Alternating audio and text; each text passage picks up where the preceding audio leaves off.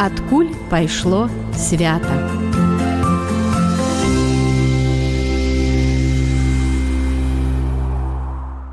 Вітаю вас, шаноўныя! Сёння каталіцкі касцёл адзначае ўспамін святога Станіслава Папчынскага, заснавальніка кангрэгацыі айцоў Марыян, і пра яго нам распавядзе вікарый парафіі нараджэння на свяцейшай панны Марыі, што ў Барысаве, айцец Марыянін Павел Федарович. Христос уваскрос! Сапраўды ўваскрос! Вітаем вас, шаноўныя гледачы ды слухачы Радыё Марыя і ўвогуле ўсе тыя, хто з намі лучыцца. І сёння мы рыхтуем праграму, мы яе пішам загадзя, таму і так вітаемся з вами, бо яшчэ трываем у актаве Пасхі. У нас велікодныя упрыгожванні квяточныя, няхай вас гэта не пужае, але праграма пойдзе толькі ў маі. Рыхтуем яе загадзя, каб было час на падумаць ды на монтаж. І мы хацім вам сёння у нашай праграме распавесці пра аднаго святога, вельмі важнага для марыян. Конечно, потому что для нас ён вельмі важны, бо гэта наш заснавальнік нашай кангрэгацыі айцоў Марыяну, отец Станіслав Папчынскі. Сапраўды так, але хтосьці можа зараз падумаць, сваі будуць свайго ж піарыць. Але калі вы даведаецеся заступнікам, каго з'яўляецца Станіслав Папчынскі і як малітоўна да яго трэба звяртацца, вы зразумееце, што гэта вельмі важна ў нашым свеце. Сапраўды вельмі цікавы жыццёвы шлях, вельмі цікавы духоўны шлях і вельмі актыўны і жывы, калі можна так сказаць, заступнік і апякун. Канечне, так, незважаючы, як мы крыху даведаемся, што ён жыў крыху аддзяляе нас па часе, але сапраўды таксама актуальны і на нашыя часы, у якіх мы жывем цяпер. Так. Калі мы будзем ужо так пачынаць нашу размову, мае такое будзе першае пытанне. Айцец Павел, як жа звалі Станіслава Папчынскага? Айцец Станіслав Папчынскі пры нараджэнні насіў імя зусім іншае. Яго бацькі Тамаш і Зофія назвалі Янам. Маленькі Янак. Ужо потым, згодна з традыцыяй тагачаснай, калі малады чалавек уступаў у ордэн, кангрэгацыю, тады яму змянялі імя. І потым ён ужо змяніў сваё імя на Станіслав ад Езуса і Марыі, ці проста Станіслав Езуса і Марыі, без і, скажам, па-рознаму, але менавіта ён змяніў сваё імя. А так ён быў маленькім Янакам. Паслухайце, вось вы ўжо прамовілі такое самае галоўнае, што ён значна апярэдзіў свой час. Гадоў на 200. Дакладна. Ён нарадзіўся раней, чым... Нарадзіўся, чым апярэдзіў, таму што ён нарадзіўся 18 мая 1631 года, нарадзіўся ў Падэгродзе. Гэта на тэрыторыі, цяпер, тады была Рэч Паспалітая, так, цяпер тэрыторыя, калі мы глядзім пра сучасны час, тэрыторыя Польшы, поўдзень Польшы, у гарах, і нарадзіўся такой шматдзетнай сям'і у Тамаша і Зофіі, і ягоны тата быў кавалём. Зразумела, на той час, калі каваль, то даволі такая значная постаць у вёсцы, таксама займаў там кіруючыя пасады. Паколькі гэта была шматдзетная сям'я, то таму, канечне, маці перадусім апекавалася дзецьмі, выхоўвала іх, выхоўвала ад самага маленства. І таму менавіта, паколькі гэта поўдзень Польшы, і да гэтай пары таксама там вельмі шмат веруючых людзей, таксама і малы Янак пры хросце так атрымаў пры нараджэнні таксама імя, ён выхоўваўся ў сям'і веруючай. І таму, паколькі быў у веруючай сям'і, таксама гэту любоў да Бога, да Маці Божай, ён ужо атрымліваў ад самага маленства. І перадусім, канешне, сваёй матулі, але таксама і тата, які быў веруючым мужам і бацькам. І адной з такой адметных падзей падчас менавіта дзяцінства, дзе паўплывала гэтая падзея на далейшае таксама ягонае жыццё, быў менавіта такі момант. Паколькі казаў, што ён нарадзіўся ўсімі веруючы, таксама яны жылі сярод гор, і адным з такіх месцаў, куды трэба было перапраўляцца, была рака. Каб пайсці ў большы горад ці адправіцца па нейкіх пэўных справах. І вось аднойчы, калі вось менавіта маці вярталася, Зофія вярталася са сваім сынам Янам праз раку Дунаец, так, і паколькі гэта была вясна, і пачаў заходзіць снег з гор. Вядома, рака стала крыху большай, шырэйшай, і калі яны перапраўляліся, на жаль, лодка і перавярнулася. І таму Зоф'я, яна, зразумела, з пункту гледжання людскога турбавалася, перажывала, бо як у гэтай сітуацыі, але яна згодна з традыцыяй, потым, якую можна было знайсці у біяграфіі са Станіслава, яна даверыла свайго сына Маці Божай і сказала, што наколькі я атрымаю гэты дар і самого жыцця, і калі ты уратуеш, Маці Божа, нас з маім сынам, то я хачу ахвяраваць яго табе і прысвячаю табе майго сына, аднаго з дзяцей, дзе менавіта Ян рос у шматдзетнай сям'і. Яны былі выратаваныя цудам, тады як пачала яна маліцца, бура адразу сціхла. І менавіта гэта таксама яна, як веруючы чалавек, атрымала гэты знак канкрэтна, уратавала жыццё, і таму таксама потым гэта, канешне, гэта традыцыя, мы не можам, гэта не запісана канкрэтна, але менавіта перадаецца, што таксама пра гэта і айцец Станіслаў успамінаў, і біёграфы ягоныя пра гэту значную падзею, якая потым надала гэта пэўны напрамак у ягоным ужо дарослым жыцці. Калі звяртацца да маленькага Яна, вось ён выхоўваўся ў такой рэлігійнай сям'е, ён ведаў пра гэты выпадак са свайго жыцця, што аднаго з сям'і, не менавіта яго. Так, маці падкрэсліла, што аднаго са сваіх дзетак... Так, мне зразумела, што, таму як бы уратаваць, яна ж разумела, што апрача ж Яна ёсць, яна патрэбна як маці, не сказала, Божа, вот возьми, вось давай я табе дам гэтага. Божа, каго ты выбераш, я тады аддам табе гэтага з сваіх дзяцей на асаблівае служэнне табе. То бок, менавіта гэты выпадак так не паўплываў на яго. Што ён вырашыў, буду я. І пайшоў у святары. Як мы павінны прагледзець гэты такі шлях маленькага Яна ад досыць добрай сям'і, заможнай, бо бацька каваль, гэта прыбытковая прафесія. Конечно, і пазіцыя. Да, і у той вёскі у іх быў такі, напэўна, нейкі асобны стан для іх сям'і, так? І вось ён мог бы там застацца, пражыць сваё добрае жыццё, але...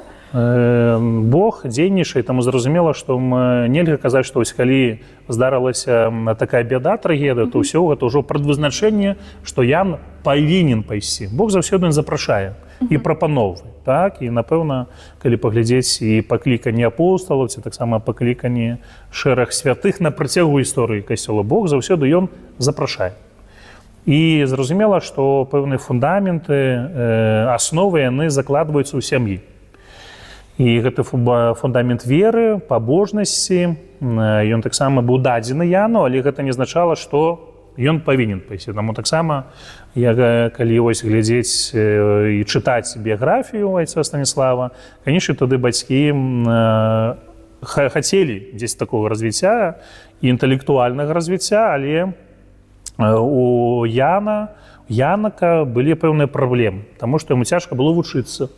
Да ладно. Так, бо яму было цяжка было вучыцца, не заходзіла навука. І таму бацькі сказалі, а што з яго будзе? Чалавек не можа вучыцца, хай ідзе пасвіць, даглядае за нашым статкам авечак, так, жывёлы, будзе лепшы пажытак. І таму, калі менавіта... Я здзіўляюся, выбачайце, таму што я ведаю далей, кім ён стане. Вось. І таму таксама, пра што мы як закранулі пакліканне, што гэты момант у сям'і, але таксама момант і звязаны з людскасцю, чалавечнасцю менавіта малога Янака, і таму ён папрасіў Бога такой пэўнай дапамогі, каб вывучыць алфавіт. Яму нават цяжка даваўся алфавіт, і настаўнік яму сказаў, ты мне тут не патрэбны у школе, скажам, бо не ведаеш мінімума. І потым, калі Ян пасвіў жывёлаў, ён маліўся, прасіў, і Бог і даў яму гэтую ласку імкнення да навукі. І таму ён прайшоў праз пэўны нейкі час і адразу ўвесь алфавіт распавёў. І таму потым гэта таксама замілаванне да навукі, яно таксама потым праявілася ягоным ужо і манаскім, і святарскім жыцці. І таму Янак распачаў гэтую вучобу, як дазваляла на той час адукацыя на месцы, у такой сялянскай вясковай школе, і потым, калі ён здаў усё паспяхова, бо потым ён пачаў усе гэтыя веды прысвойваць і вельмі хутка. І гэта быў таксама гэты цуд, які, беручы зноўку гэты момант выхавання сям'і, дзе калі штось не атрымліваецца, ці здараецца нейкая бяда, заўсёды мы можам звярнуцца да Бога за дапамогай непасрэдна, альбо таксама звяртаючыся праз Маці Божу ці праз святых, праз гэтых пасрэднікаў просячы неабходных ласк. І таму Янак, як ужо бацькі ўбачылі ім здольнасці да навукі, зразумела, што ім захацелася, каб сапраўды ён меў адукацыю. У той час адукацыю мець не кожны мог дазволіць, паколькі яны былі заможнай сям'ёй, канешне, у іх дазвалялі гэтыя фінансавыя сродкі на тое, каб ён далей працягнуў гэтую адукацыю. Таму яго аддаюць на далей у школу, у Яраславе, Раве Мазавецкай, і потым ён таксама вучыўся ў Львове. Гэта ўсё ён праходзіў навуку ў езуіцкіх калегіях. І ён быў звязаны з езуітамі. Так? Таму здавалася бы, вось гэты момант цяжкасці калі ён быў малым дзіцём, потым гэтыя цяжкасці, якія з ім таксама сустракаюцца ўжо ў такім падлеткавым узросце, але гэта не азначала, што на гэтым ўсё скончылася. Таксама, калі асобную ўвагу, канешне, заслугоўвае побыт Янака ўжо тады як 17-гадовага юнака, які атрымаўшы гэту адукацыю ўжо на ўзроўні сваёй вёскі, потым таксама гэта бліжэйшыя былі гарады, дзе ён мог атрымаць адукацыю. І, канешне, каб пайсці далей, бо бацькі бачылі ім гэты патэнцыял, ён едзе на вучобу ў 1648 годзе у Львоў, каб там далей атрымаць вышэй адукацыю. І там з ім здараецца чарговая бяда. Ён захварэў. Ці гэта была воспа, ці некая праблемы са скурай былі, што ў яго паявіліся вельмі валдыры на скуры, і таму зразумела, што не патрэбны ні на вучобе, ні там, дзе ён здымаў жыллё, яго проста, на жаль, выкінулі на вуліцу. Ён быў некалькі месяцаў у такім стане вельмі бедным, дзе на вуліцы спаў, быў як такі валацуга, што дадуць паесці, ці кінуць некую манету, скажам так. І таму потым, згодна далей з Божым провідам, так, дзе Бог далей кіруе, ён менавіта быў ратаваны пасля гэтай хваробы. Зноўку, нейкім чалавекам можам сказаць, што гэта быў выпадак, але для Бога няма выпадкаў. Ён знайшоў рукі. Знайшоў, так, праз якога добрага чалавека дапамагчы, мы не ведаем, як гэта сталася, дзе сталася, так, але ён яго ўзяў з вуліцы, вярнуў да здароўя, і таму таксама потым ужо пасля гэтага далей мог працягнуць, вярнуўся да хаты, бо да хаты ж было як тут вярнуцца, скажам, адправілі на вучобу, усе грошы пайшлі, і таму у такім стане. І потым, канешне, далей працягвае ўжо у Раве Мазавецкай, заканчвае гэту сваю адукацыю менавіта, і потым ужо як 23 гады маючы, як такі ўжо досыць уже дарослы. Малады чалавек, такі так, уже ж так. Я ведаю, кім хачу быць, калі вырасту, ўжо такі ўзрост яго. І атрымаўшы гэту адукацыю інтэлектуальную, таксама ўзрастанню веры, ён ужо вяртаецца ў сваю вёску. Ужо зразумела, што такі Янак, які вось такі бегаў, які пасвіў там жывёл і не здатны да вучобы, чалавек на той момант, на 17 стагоддзя, вяртаецца вельмі высокаадукаваным чалавекам. Зразумела, это гонар для бацькоў. Так, ну і перспектыва, якая магла адкрыцца з адукацыі, дзе ён мог бы далей развівацца на гэтай светскай інфраструктуры, конечно, бацькам на гэтым залежала. Ну, але у Бога ёсць свае планы. І таму пасля таго, як ён вярнуўся, ён вырашае уступіць на шлях манаскага жыцця. То бок не светскую прапанову. Менавіта ён так разважыў, убачыў і бацькам паведаміў, што вось ён хацеў бы менавіта далей сваё жыццё звязаць з айцамі-піярамі. Здавалася, может, тут езуіты былі, але менавіта адукацыю ён атрымаў у езуітаў. у розных асяродках, так, але абраў піяраў. абраў піяру. Распавядайце далей. І таму ён у 2 ліпеня 1654 года Мендэт вярнуўся ў вёску, паказаўся бацькам, сваім землякам, і ўжо там, магчыма, аж не адразу, што ён сказаў, паведамі, гэта дзесьці ў ім даспявала у ягоным як маладым узросце, дзе ён так распазнаваў, як і вучыўся, што Бог яго запрашае, кліча на гэту сцяжынку манаскага і святарскага жыцця, таму ён быў прыняты ў навіцыят да айцоў піяраў, і менавіта, калі ён быў прыняты ў навіцыят, там ён атрымаў новае імя. Станіслаў ад Езуса Марыі, ці Станіслаў ад Езуса і Марыі. Ну, тут хтось розныя гісторыкі спрачаецца, як гэта было насамрэч. І таму ён распачынае гэта на Падолінцу, гэта цяперашняя тэрыторыя Славакіі, так? Быў год там, і потым ужо на другі год ён вяртаецца ў Варшаву, дзе пачынае таксама, апрача навіцыята, таксама і вывучаць і тэалогію. Далей працягваў ужо атрымаўшы, маючы гэту адукацыю, вядома, не толькі свецкую, дзе там пераклікаліся гэта рэлігійна, тут ужо атрымлівае такую, пачынае сваю адукацыю тэалагічную. У той час таксама гістарычна звязана была вельмі такая падзея, і як бачна, ўжо ад самага нараджэння, і як і Янак, потым ужо як Ян, ужо цяпер і Станіслаў, ён праходзіць праз пэўныя выпрабаванні, праз пэўныя цяжкія моманты. І для мяне, вось калі я сам адкрываў, калі быў пастуляць у навіцыяце, ці цяпер, калі так прыпамінаючы, вядома, усяго ж я не буду памятаць, і вось калі так рыхтаваўся, сапраўды мне яшчэ раз такі былі ўспаміны звязаны, што айцец Станіслаў, ён быў даволі такім рэальным чалавекам, што не толькі вот святы, ўсё адразу ён, усё было ў яго выселена, ўсё было ў яго гладка, ўсё было цудоўна, без нейкіх перашкодаў. Ужо калі вось праглядаць пра гэта некаторыя факты, пра які ўспамінае, пра цяперашні таксама факт, што ён змагаўся, праходзячы праз розныя выпрабаванні цяжкасці з боку, і як тады бура гэтай была, ці як гэтая хвароба яго панавала, ці меў праблемы з тым, каб прысвойваць веды. А таксама, калі ён быў менавіта ў гэтым другім годзе навіцыята у Варшаве, то ў той момант, калі глядзець гістарычна, Варшава, яна была рэч паспалітая. На яе тады напалі шведы. Гэта шведы, так званы шведскі патоп. І паколькі шведы яны былі пратэстантамі, так, і не прымалі, і ўвогуле не уяўлялі сабе, як это можа чалавек верыць у Маці Божую. Так? Бо можна даваць тады рысы боскія. І таму, вось калі яны ішлі ўжо ў манаскім адзенні, у хабітах чорных, вось шведскі салдат, ён пачаў з імі гутарку там, так?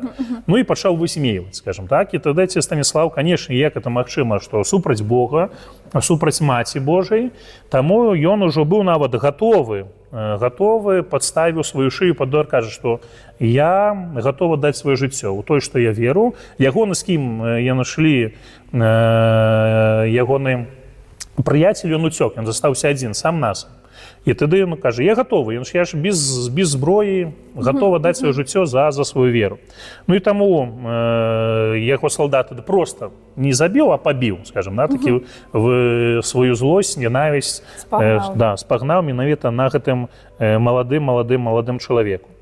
Ну, дзякаваць Богу, не атрымаў ніякай такой раны, якая была бы небяспечна для жыцця. Так, зразумела, што гэта было непрыемна, і ён пасля 2 гадоў, якось уступіў 2 ліпеня 54 года, то 22 ліпеня 56 года складае свае першыя манаскія абяцанні ўжо ў айцоў піяру. І потым ён атрымлівае гэта ніжэйшыя ўсе ступені, якія былі ў тагачасным разуменні шляху да святарскага жыцця, атрымліваўся гэтай ступені да таго, каб пазней стаць менавіта святаром. І звязаны, ён быў з Варшавай, і, канешне, манаскія ўлады ўбачылі гэты патэнцыял, які бачылі бацькі, бачылі, напэўна, землякі, убачылі гэтай манаскія ўлады, што чалавек, які верыць, які спалучае розум, што гэта вельмі выдатная асоба, каб дастукацца да іншых людзей. мець спалучыць і веру, і інтэлект. І таму ён вяртаецца ў гэты падаленец, дзе пачынаў, потым таксама едзе ў Жэшув. Гэта ўжо былі піярскія асяроддзі, таму што як айцы езуіты займаліся адукацыяй, таксама айцы піяры. І ў іх была галоўнай харызмай адукацыя ўжо сярод такіх школ, калі мы кажам на цяперашнім узроўні менавіта школы, дзе айцец Станіслаў, ён выкладае навуку рыторыку. Той, хто калісьці. Калісьці не мог алфавіта вывучыць, так, бэкаў-мэкаў за прабачэннем, так, выкладае рыторыку. І таму ён пачаў выкладаць рыторыку, і на працягу некалькіх гадоў, якось на сваіх выкладаў, ён піша падручнік. Ягоны першы такі твор мастацкі, літаратурны. Так, чалавек, які не мог там двух слоў звязаць, алфавіт, піша падручнік. І менавіта піша падручнік уводзеную рыторыку каралеву вольных мастацтв. Выкладае, так, дзеліцца тым сваімі ведамі са сваімі вучнямі, каб іншыя маглі таксама скарыстацца. Не ўсе ж могуць трапіць да яго на заняткі, таму ён піша падручнік. І займаецца гэтай дзейнасцю як выкладчыка і атрымлівае потым ўжо ў 1661 годзе атрымлівае дыяканат, а потым ужо святарскія пасвячэнні. Таму вось прайшло 5 гадоў пасля ягоных першых абяцанняў, потым чарговы гэты этап, дзе менавіта ён прымае святарскія пасвячэнні. І пакуль ён быў выкладчыкам, ён мог займацца гэтай рыторыкай, так, калі умоўна можам падзяліць гэтай свецкай навукай, а ўжо як святар ён атрымлівае ўжо гэтую магчымасць абвяшчаць Божае Слово. Ужо рыторыку, можам сказаць, такой веруючую, так, таму што ён меў святарскія пасвячэнні і мог ужо тады абвяшчаць як святар гаміліі, канферэнцыі, ўжо менавіта ў якасці святара. І таму ён становіцца вельмі знакамітым прапаведнікам, абвяшчальнікам Божага Слова. І зноўку бачаць гэтыя улады піярскія, так, бачаць у ім гэты патэнцыял, што ўжо як святар. І таму яго з гэтай выкладчыцкай дзейнасці забіраюць і скіроўваюць яго ў Варшаву. Скіроўваюць пасля ён уже як малады святар, пасля двухгадовага побыту менавіта ў Жэшаве, так, дзе ён далей працягвае гэтую выкладчыцкую дзейнасць, яго пераводзяць у Варшаву. І там усё добра ў яго. Вельмі, ўсё ён так радуецца, цешыцца жыццём. Так. Зноўку таксама праходзіць праз пэўныя іспыты, зараз да якіх мы дойдзем. Этап у Варшаве вельмі таксама знамінальны для айца Станіслава, таму што ён абвяшчаў Божае Слова, быў таксама добрым вельмі спаведніком, бо валодаў гэтай мовай і з боку інтэлектуальнага, але таксама і з боку веры мог трапіць у сэрца чалавека, і таму ягоная такая дзейнасць як айца піяра, яно раскладаецца на гэтых трох напрамках. Рыторыка, дзе ён выкладае як выкладчык, другі момант як прапаведнік і абвяшчае Божае Слова, але ён таксама сябе зарэкамендаваў таксама вельмі добрым спаведніком.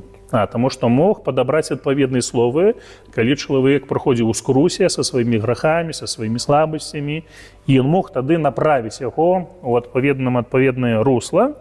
І таму, згодна з традыцыяй, перададзенай і запісанай, хутчэй за ўсё, што ён таксама мог быць. Пра гэта таксама я не магу казаць, бо гэта не пацверджана гістарычна, што хутчэй за ўсё, што ён мог быць спаведніком Яна III Сабескага, на той час кіраўніка Рэчы Паспалітай, і таксама быў спаведніком нунцыя апостальскага, наступны папа Рымскі, які пазней стаў папам Інакенцем XII. Ого! Так, і, канешне, думалі, што вось, скажам, то таму гэтая магчымасць, пра гэта крышку будзем пазней.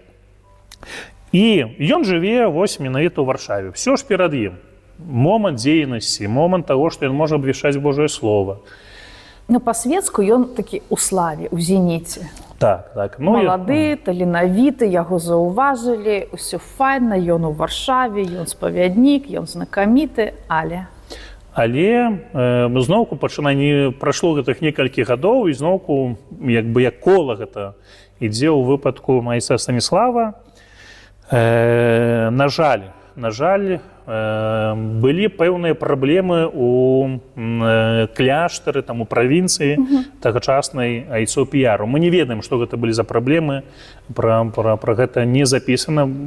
Проста тады біёграфы кажуць, што вось было пэўна нейкі цяжкасці, клопаты, і айцец Станіслаў заклікаў сваіх сабратоў да пэўных зменаў. Ну і тое, што адбылося ў выпадку з Езусам Хрыстом. Мы з вами цяпер знаходзімся ў велікодным перыядзе. Так? Хрыстос, які рабіў шмат добра, прапаведаваў, абвяшчаў, што зрабілі з ім фарысеі, першасвятары, веруючыя людзі адправілі яго на крыж, бо ім занадта перашкаджаў. Таксама айцец Станіслаў, які сваім такім радыкальнасцю заклікаў да пакаяння, да пэўных зменаў. На што робіць з ім сабраты? Сказалі: «Усё, Станіслаў, мы готовы паслухаць цябе». Так. Хацелася бы так. На жаль, браты, каб яго крышачку суцішыць, яго з Варшавы пераводзіць на тэрыторыю цяперашняй Славакіі, так, адзін з кляштараў, каб крыху яго суцішыць і аддаліць, і потым пра гэты момант можа казаць зноў як ёсць. Потому што не будзем тут хаваць, скажем, да? Ніхто ж не кажа, што праходзім праз пэўныя цяжкасці і клопаты, сваі ж браты яго кідаюць у карцер. Так. Ну, каб яго крышачку астудзіць ягоны пыл. Да? Крышачку, так, а то ж таму я праважу гэтую аналогію паміж Хрыстом, скажем так, таму... Свае ж браты яго проста заперлі ў адзіночку. Так, каб трошкі чалавек адумаўся, скажем, да? Каб крыху яго спыніць. Гэта ягоны пыл. Ну і такое было у гісторыі жыцця айца Станіслава. І таму айцец Станіслав, ён бачыць, вось чалавек, які прыняў святарскія пасвячэнні, які таксама перад гэтым склаў першыя і потым ужо вечныя шлюбы ў ордэне Айцоў-Піяраў. Ён кажа, што вось гэты досвед менавіта у жыцці ягонымі асабістым, ці таксама дзе ён бачыў у тагачаснай правінцыі Айцоў-Піяраў, ён вырашае з гэтага ордэна зысці. Ці правильно я разумею, гэта 1670 год, і ён просіць аб звальненні. А таму, што менавіта, каб ён мог афіцыйна, скажем так, просіць дазволу свайго тагачаснага правінцыяла, які скіроўвае просьбу. Ён хоча зысці, але у Бога былі свае планы. Ён хацеў бросіць манаскае жыццё. Ён хацеў Айцоў-Піяраў, адысець Айцоў-Піяраў, але застацца святаром. Ён не хацеў увогуле адыходзіць ад святарскага жыцця. Бачу, што крыху цяжка яму ў гэтым манаскім жыцці, але ён адчувае гэтае пакліканне да таго, каб служыць Пану Богу, таму ён на тагачасны момант хацеў стаць далей, застацца ў святарскім жыцці. Калі мы кажам такого пункту гледжання людскога. Але зноўку у Бога свае планы. І таму, калі вось гэты момант ягонага досведу, мы не ведаем, калі гэта адбылося вось канкрэтна. Ці адбылося гэта калі там у карцеры, ці гэта ў ім даспявала крышачку паступова, але менавіта, як ён потым кажа, у адным з захаваных менавіта ягоных лістоў, ён кажа, што Дух Святы выціснуў пячаць у ягоным сэрцы, каб заснаваць новую кангрэгацыю. Ён гэта адчуў. Адчуў тогда. І ён не дзеліцца, бо гэта быў містычны досвед. Ён голас пачуў, ці так вось такае натхненне. Але ён піша пячаць Духа Святога. Ён пра гэта вельмі выразна піша ў адным са сваіх лістоў, што вось яна была выціснута, як раней там ставілі, і крыху ж цяпер у нас іншая методыка ставіць пячаці, як раней ж было на той момант. Ён параўноўвае, кажа, што вось гэта пячаць была выціснута на ягоным сэрцы дзеля таго, каб заснаваць новую кангрэгацыю. І ён меў ужо гэты напрамак, дзякуючы Божай дзейнасці, і як назваць, і каму прысвяціць.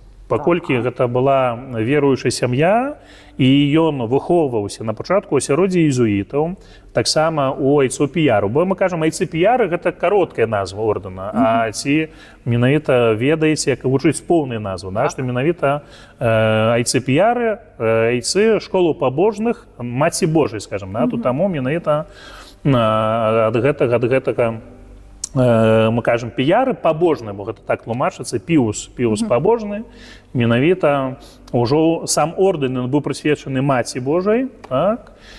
І таму айцец Станіслаў гэтай пячаць, як ён атрымаў у сэрцы, гэтае натхненне і запрашэнне, каб заснаваць кангрэгацыю у гонар бездаганнага зачацця.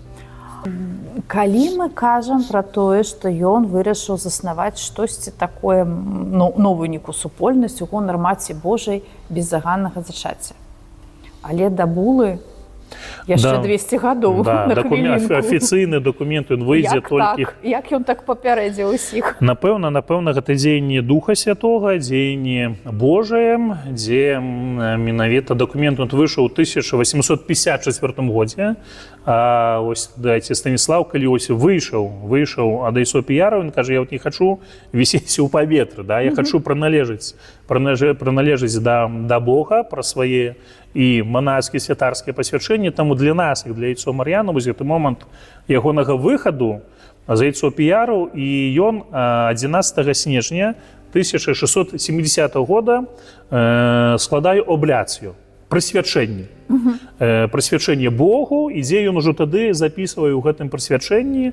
Мы можам цяпер сказаць, што гэта як мы складаем вечныя шлюбы, так? У той час, як ён выходзіў, не было такого, так? Ён мне кажа, я вось хачу прысвяціць, і для нас, для айцоў Мар'янаў, гэта менавіта дата з'яўляецца датам заснавання нашай кангрэгацыі 11 снежня 1670 года. І таму ён ужо тады ў гэтым прысвячэнні кажа пра тое, што вось я маю гэты намер, дзякуючы Божай ласцы, Божаму запрашэнню, заснаваць кангрэгацыю у гонар бездаганнага зачацця Найсвяцейшай Панны Мары. І як гэта адбываецца, гэта такія заснаванні, першыя гады звязаны з дзейнасцю.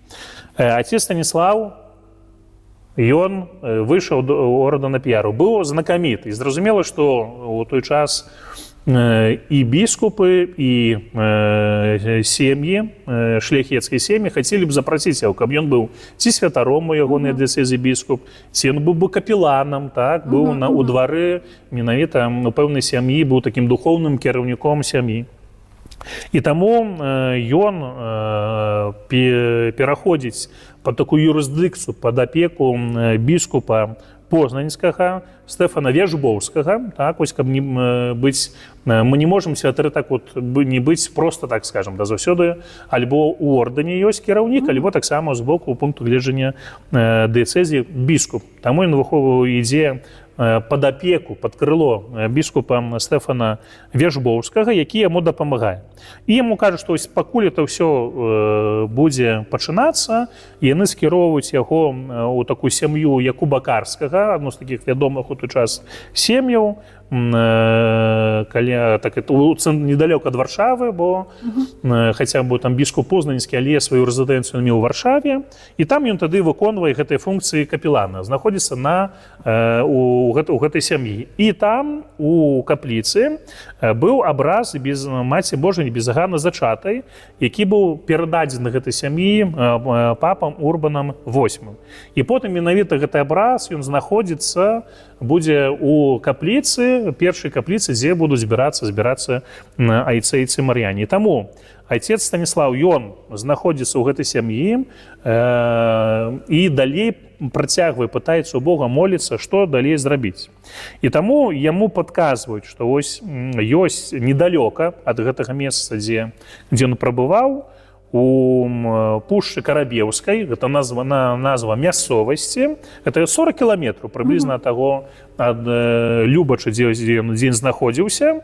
Там жывуць некалькі чалавек, такія ведуць стыль жыцця, аскетычны стыль жыцця, быўшыя ветэраны вайны. І таму ідзе Станіслаў да іх, раскрывае гэты намер пра заснаванне кангрэгацыі, і таму менавіта у гэтай пушчы Карабеўскай у 1673 годзе, 30 верасня, ён прыбывае, і вось калі прыехаў адзін з дапаможных біскупаў, менавіта 24 кастрычніка 1673 года ўжо надаецца гэты афіцыйны статус, што вось тут быў заснаваны першы кляштар айцоў Мар'яну. Ну, паслухайце, гэта гучыць фантастычна. То есть 70-й год ён пакідае піяраў, 73-й год ён ужо стварыў амаль што так? Ордэн. Па тых часах гэта вельмі хутка, а б, у Рэчы Паспалітай гэта першы, калі я не блытаю, адзінкавы выпадак стварэння новага ордэна. Так. Таму што гэта было такім, конечно, мы цяпер глядзім, столькі маем ордэнаў, столькі магчымасцяў пры цяперашнім развіцці цывілізацыі, здаецца, што такое 3 гады? Это ж вельмі павольна. Але на той час это было касмічная хуткасць. Это было імгненна, просто было, здаецца, вось нас. Ён ужо мае добраахвотнікі, якія хочуць паспрабаваць распачаць мар'янскае жыццё у якасці айцоў мар'янаў. Распавядайце далей. Таму вось гэты этап, здавалася бы, таксама, вось Бог яму даў, што вось натхніў, што зараз все пойдзе як па маслу. Ён прыходзіць да гэтых людзей, які вели гэты аскетычны стыль жыцця, кажа, што будзем жыць разам, прапаноўваем стыль жыцця, кажуць, не, калі ласка, мы хочам жыць сваім. І там зноўку з гэтымі сваімі менавіта прыяцелямі, з якімі ён хацеў распачаць, на жаль, усе яны пайшлі ад яго, бо не захацелі яму падпарадковацца, бо ён прапаноўваў ему адпаведны стыль жыцця, як ён гэта бачыў, як заснавальнік. І таму, дзякуючы Богу, таксама Бог дае яму іншых добраахвотнікаў, які б хацелі бы уступіць, бо гэта зараз заходзіцца чутка пра айца Станіслава, паколькі айцец Станіслав не проста сядзеў у гэтай пушчы Карабеўскай, но і таксама дапамагаў пробашчам, прапаведаваў, і паволі таксама пра яго чуткі разыходзіліся. Што гэта за чалавек? І таксама, так як і паглядзець у выпадку Яна Хрысціцеля ці Езуса Хрыста, што будуць збірацца тыя, хто хочуць прыгледзецца і жыць такім стылем жыцця. І таму вакол яго гуртуюцца першыя ўжо тады ягоныя выхаванцы, дзе ён ужо іх выхоўвае ў гэтым напрамку жыцця і манаскага, і святарскага. І таму яны распачынаюць гэту дзейнасць у пушчы Карабеўскай, цяпер это пушча Мар'янская, у гонар, таму это наша калыска, менавіта дзе ўсё пачыналася.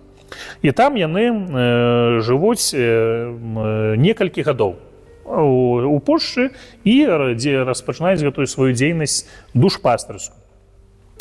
І мэта, дзе ён прагне менавіта абвяшчаць гэтую хвалу безаганнага зачацця Маці Божай, і таму ён, калі адышоў ад піяраў, і піяры ходзіць у чорным хабіце. І таму, каб у гонар Маці Божай, якая была зачата без граху, безаганнае зачацце, гэта чысціня ўжо ад самага моманту яе зачацця, ён апранае белы хабіт. Такі, як піярскі, толькі менавіта бярэ гэты белы колер, потым усе ягоныя тыя, хто хацеў бы пайсці і на шлях мар'янскага жыцця, таму таксама яны апранаюць ужо белыя хабіты, знаходзяцца ў белых хабітах. І таму айцец Станіслаў дзейнічае, вакол збірае, і гэта вядома, што дзякуючы гэтаму, апрача ўжо ім было мала месца ў адной пляцоўцы, у адным кляштары.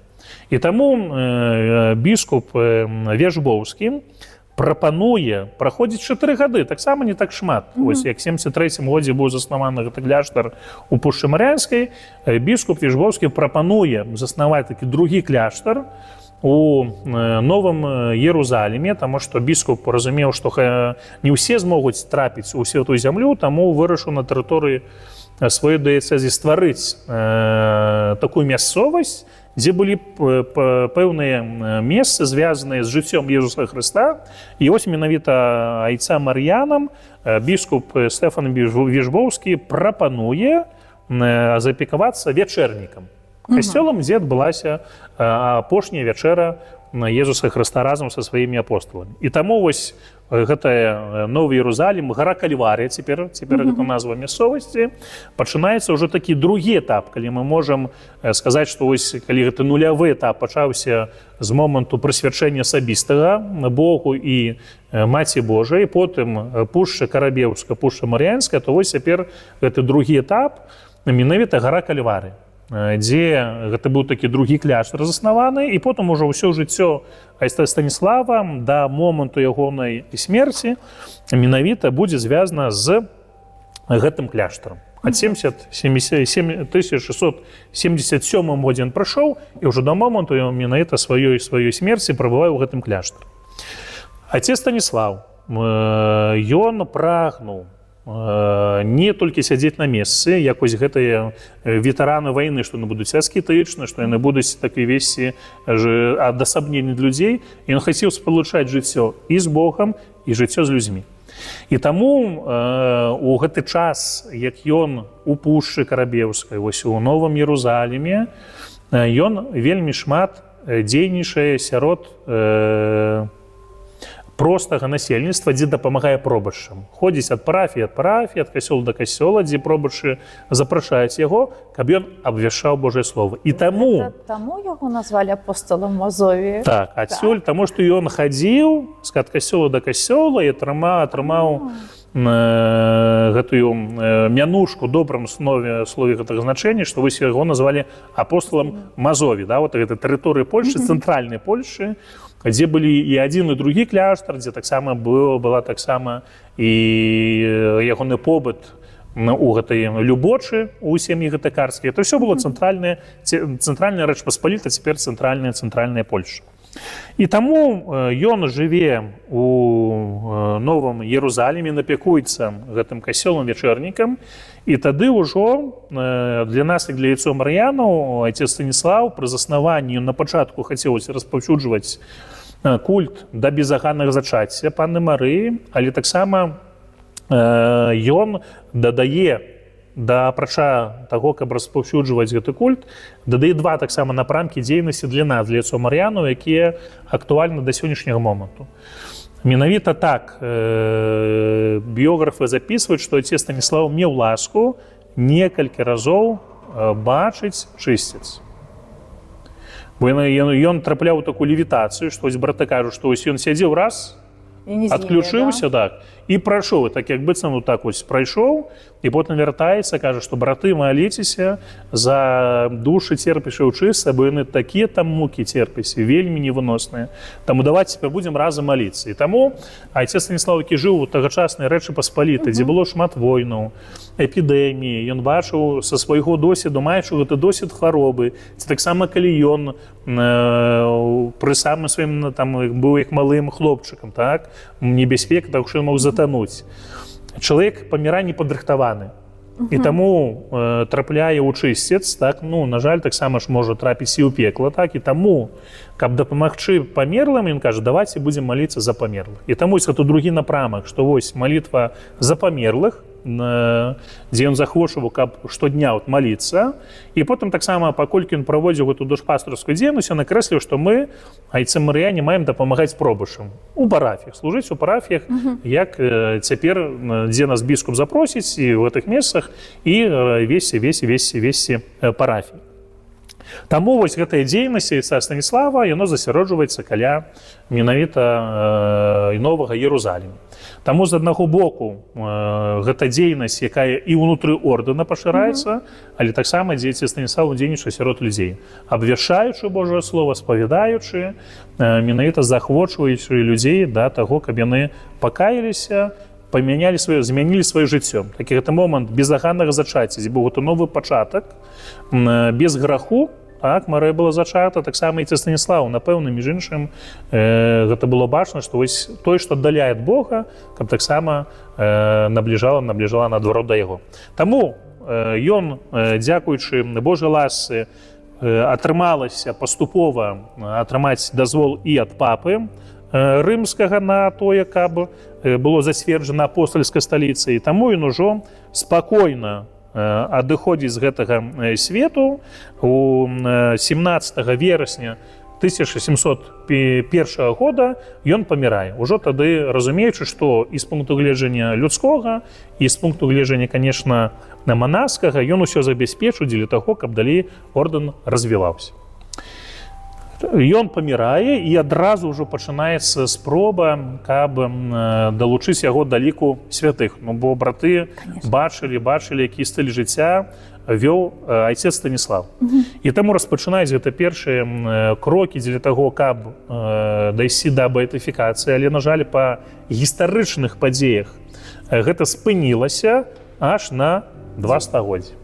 Зноўку бачым, дзе здавалася бы, што вось павінна быць усё ісці добра, зноўку пэўна нейкі выпрабаванні. І вось момант ягонай смерці в 1701 годзе беатыфікацыя адбываецца у 2007 годзе. А кананізацыя адбылася в 2016 годзе, як адлеглы час ад менавіта моманту ягонага смерці і таго, калі касцёл прызнаў яго благаслаўлёным і святым. І на завяршэнне нашай размовы хацелася бы так у 2 словах сказаць менавіта пра гэтыя цуды, які адбываюцца. Так, вы мне з языка знялі, чаму ж прызналі святым? Павінны быць цуды. Цуда, каб быць далучаным. І гэта адбываецца у адной парафіі горада Элка, калі менавіта цяжарная жанчына, яна пачула з боку лекара вердыкт: ваше дзіця у лоне яна памерла. І таму знаёмы гэтай жанчыны, ён меў пашану да айца Станіслава, ведаў, скажем, што вось які момант звязаны з зачаццем, так, і з нараджэннем, і таму ён моліцца на венну, і потым праз некалькі дзён, каб прайсці ўсе гэтыя працэдуры з пункту гледжання медычнага, так, лекар бачыў, што дзіцё жыло. А жыло ва ўлонні жанчын. І гэта вось быў менавіта цуд, які быў прызнаны да таго, каб айцец Станіслав быў беатыфікаваны. Ну, гэта сучаснасць, гэта ўсё пацверджана медыцынскімі усялякімі дакументамі, так? І гэта сапраўдны? Так, то, што дзіцё ажыло мёртвае, ну, ўсё было згодна, запісана. Сэрца не б'ецца. Да, ўсё было, і таму яны прайшло некалькі дзён, ну, каб зноўку, можа, тэхніка памылілася, ці, вядома, даже не чакалі месяц, это літаральна было там 3-4 дні, і потым, як праходзіць тая самая жанчына-лекар, прыкладае апарат і бачыць, што сэрца дзіцяці б'ецца. Таму Станіслав Папчынскі з'яўляецца опекуном, патронам. Так, там тых, хто не можа мець дзяцей, каб атрымалі гэту ласку бацькоўства, мацярынства, але таксама тых, хто мае гэты час цяжарнасці, каб шчасліва і бяспечна нарадзіць дзіця. Ці ёсць нейкая спецыяльная малітва ці літанне, вот нашы, магчыма, слухачы, гледачы, магчыма, хтосьці мае патрэбу, маглі запомніцца? Так, ёсць, канешне, ёсць. У нас і прылажэнне малітоўнік, мы як айцы Мар'яне гэта прылажэннем апякуемся, так, і таму ёсць у нас там і у закладцы і малітва айцоў Мар'янаў, так, дзе-то, так. Ёсць таксама гэты момант звязаны і навенна да безаганнага зачацця, літанне таксама да безаганнага зачацця Мары, бо гэта не то, што там айцец Станіслав, там, да, галоўны Бог. Ён толькі дзейнічае менавіта праз аднаго са сваіх святых айца Станіслава, але, конечно, мы павінны звяртацца непасрэдна да Бога, просячы заступніцтва Мары, таксама айца Станіслава у гэтай справе. Айцец Павел, маю яшчэ такіх 2 маленькіх пытання. Першае, дзе ж пахаваны айцец Станіслав, і што за цікавостка ёсць з яго гробам, труной, саркафагам? Так, айцец Станіслав, як ён памёр 17 верасня 1701 года у гары Кальварыі, там ён быў і пахаваны, так, дзе і памёр, і потым, як прыйшоў гэты культ звязаны з ягонай асобай. Там ён знаходзіцца да гэтай пары саркафаг ужо з ягонымі рэліквіямі, там знаходзіцца. Такім цікавым фактам, пра што вы кажаце, это момант такого саркафага, дзе можна, ёсць такая невялікая дзірачка, дзе можна працягнуць руку і дакрануцца да скрыні, дзе знаходзіцца рэліквія яйца Станіслава. Менавіта канкрэтны такі дотык, так менавіта дотык, дзе я магу дакрануцца і прасіць неабходных ласкаў для сябе ці для сваіх родных і блізкіх. А па-другое, мы маем выяву. Так. Ці гэта гістарычны партрэт? Некаторыя партрэты яны былі намаляваны ўжо зразумела пасля смерці, але ёсць момант, калі быў патрэбны для потым беатыфікацыі, ці кананізацыі, ці вось як ён мог выглядаць. І таму, дзякуючы сучасным тэхналогіям, калі адбылася гэта эксгумацыя, то таму менавіта выкарыстоўваючы сучасныя метады, дзякуючы кампутарнай графіцы, маглі зрабіць гэтую выяву таго, як мог выглядаць айцец Станіслав.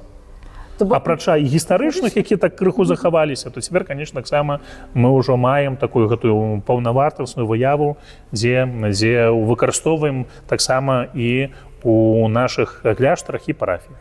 То бок тое, што вось гэтую выяву мы маем, гэта спалучэнне гістарычных звестак, сучасных тэхналогій, і вось маем такі ягоны абраз, выяву. Мне падаецца, гэта вялікая цікавостка. Так, таму. Ці маеце вы нейкі такі ўласны дотык да Папчынскага? Нейкі выпадак з вашага жыцця, вось такое, што вы ўсвядомілі, да, гэта ён, гэта ніхто іншы, вось я не мог пераблытаць. Калі я быў у семінарыі, у гродзенскай семінарыі, я маліўся распазнаваць, што рабіць далей, бо таксама былі пэўныя пытанні. Вы ж хацелі дапіярыцца?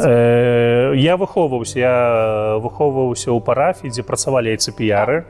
Айцапіяры, быў ахрышчаны ў парафіі салезіянскай у Лідзе, потым ужо тады бацькі пераехалі ў цэнтр горада. І выхоўваўся айцамі-піярамі вось на працягу 9 гадоў, так, от, калі так не памыляюся. Гэта ваша калыска такая. 10 гадоў дзесь выхоўваўся айцамі-піярамі. Таму, вядома, можа, так былі думкі пра піяру, пра дамініканцаў.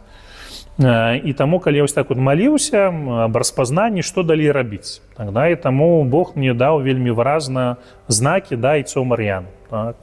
Вельмі выразна на 4-м курсе, калі я быў у семінарыі ў Гродна, дзе ад самага пачатку навучальнага года, калі я прыйшоў у Капцёўку і ўбачыў выяву біскупа Юрыя Матулевіча, і потым пайшлі гэтыя знакі да Мар'яну.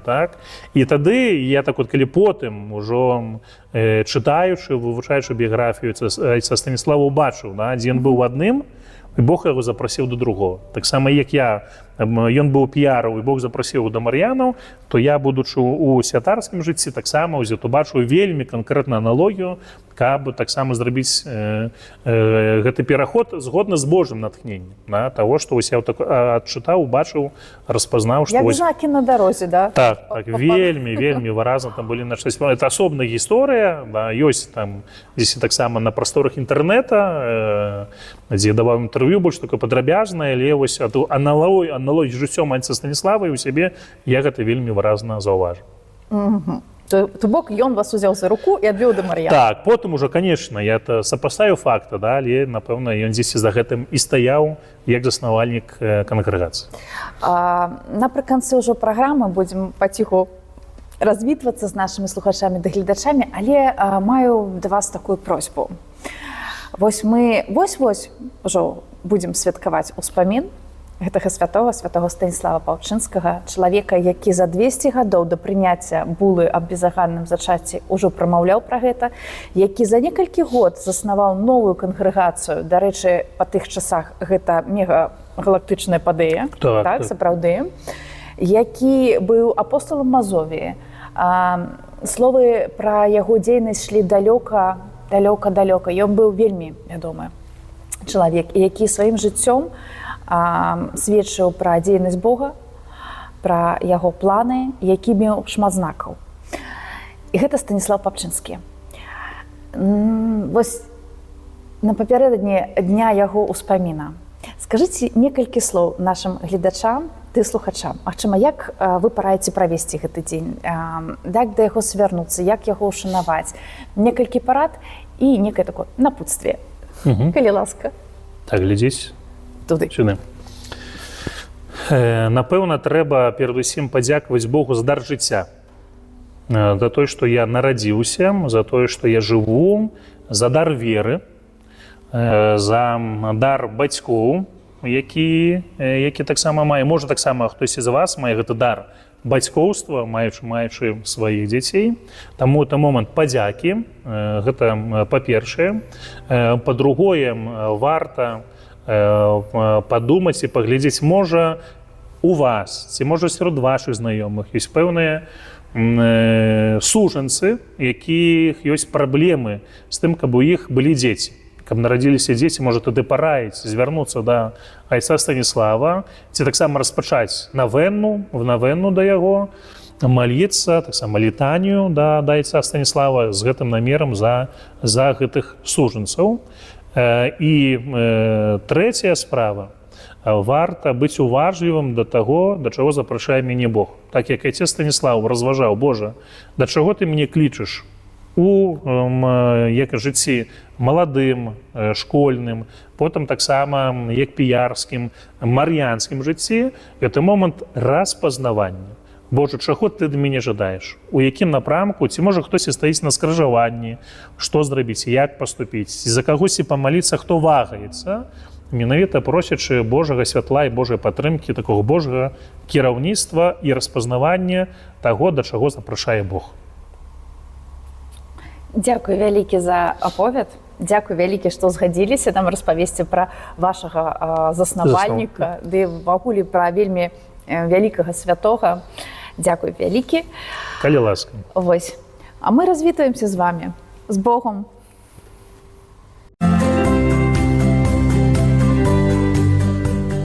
Адкуль пайшло свята.